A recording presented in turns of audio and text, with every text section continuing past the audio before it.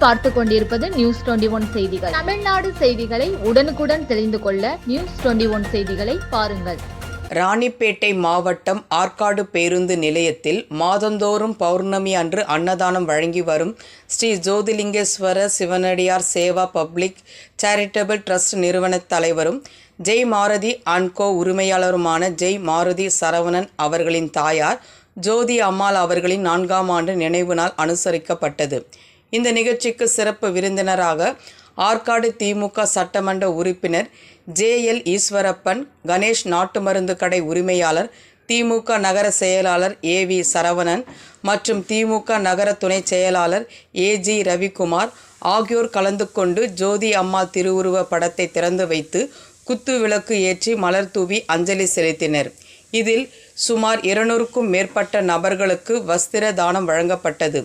இதில் ட்ரஸ்ட் நிர்வாகிகள், கழக நிர்வாகிகள், நண்பர்கள், உறவினர்கள் என ஏராளமானோர் கலந்து கொண்டனர். நியூஸ் 21 செய்திகளுக்காக பாஸ்கர்.